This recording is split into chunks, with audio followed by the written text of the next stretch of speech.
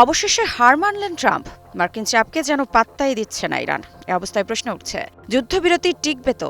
আর Iran যুক্তরাষ্ট্র টানাপোড়েনে বাড়ছে বড় সংঘাতের আশঙ্কা। এই উত্তেজনার প্রভাব কতটা পড়তে পারে পুরো বিশ্বের ওপর? গত ৮ এপ্রিল ঘোষিত যুদ্ধবিরতির পর যুক্তরাষ্ট্র ও ইরান উভয় পক্ষই নতুন করে পূর্ণাঙ্গ যুদ্ধে জড়াতে অনাগ্রহের ইঙ্গিত দিয়েছে। তবে যুদ্ধবিরতি থাকলেও সামরিক উত্তেজনা কমেনি। মার্কিন বিমান ও নৌবাহিনী এখনও আঘাত হানার প্রস্তুত অবস্থানে রয়েছে। অন্যদিকে ইরানও তাদের সামরিক বাহিনীকে সর্বোচ্চ সতর্কতাবস্থায় রেখেছে এবং সাম্প্রতিক হামলার ক্ষয়ক্ষতি কাটিয়ে ওঠার চেষ্টা করছে। এদিকে পাকিস্তান ও কাতারের মধ্যস্থতায় শান্তি আলোচনা চলছে, কিন্তু এখনও কোনো স্থায়ী সমাধান আসেনি।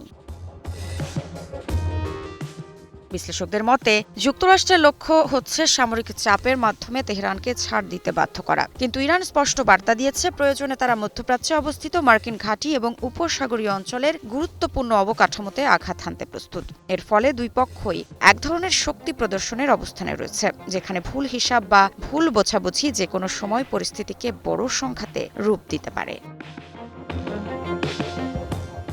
গত ২৮ ফেব্রুয়ারির হামলার পর ইরান হরমুজ প্রণালীর চলাচল সীমিত করে দেয়। বিশ্বের অন্যতম গুরুত্বপূর্ণ এই জলপথ দিয়ে সাধারণত বিপুল পরিমাণ তেল ও গ্যাস পরিবহন করা হয়। বর্তমানে সীমিত সংখ্যক জাহাজ চলাচল করছে। ইরান জানিয়েছে, অর্থনৈতিক নিষেধাজ্ঞা প্রত্যাহার বা অবরুদ্ধ অর্থ ফেরত দেওয়ার মতো কিছু শর্ত পূরণ না হলে পরিস্থিতির উন্নতি কঠিন। ফলে বৈশ্বিক জ্বালানি সরবরাহেও চাপ তৈরি হয়েছে এবং আন্তর্জাতিক বাজারে তেল ও গ্যাসের দামের ওপর এর প্রভাব পড়ছে। বিশ্লেষকদের মতে, ট্রাম্প প্রশাসন এবং ইসরায়েলি নেতৃত্ব আশা করেছিল ইরানে বিমান হামলার মাধ্যমে দ্রুত কৌশলগত সাফল্য পাওয়া যাবে, কিন্তু বাস্তবে ইরানের প্রতিরোধ প্রত্যাশার চেয়েও শক্তিশালী হয়েছে। একই সঙ্গে যুক্তরাষ্ট্রের ভেতরেও নতুন যুদ্ধ নিয়ে জনসমর্থন কমতে শুরু করেছে, ফলে বড় ধরনের সামরিক অভিযান রাজনৈতিকভাবেও ঝুঁকিপূর্ণ হয়ে উঠেছে।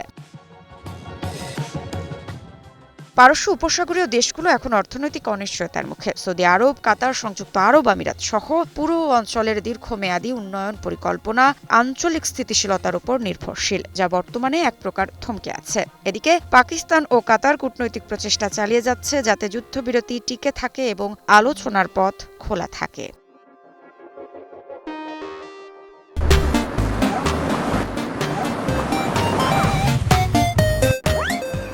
সব মিলিয়ে যুদ্ধবিরতি এখনও কার্যকর থাকলেও পরিস্থিতি অত্যন্ত নাজুক। যুক্তরাষ্ট্র যুদ্ধের ইতি টানতে চাইলেও ইরান নিজেদের অবস্থান থেকে সরে আসার ইঙ্গিত দিচ্ছে না। এই অবস্থায় প্রশ্ন হলো, এই অস্থির ভারসাম্য কি শেষ পর্যন্ত শান্তি আলোচনায় পৌঁছাবে, নাকি একটি ছোট ভুল হিসাবই মধ্যপ্রাচ্যকে আবার বড় সংঘাতের দিকে ঠেলে দেবে?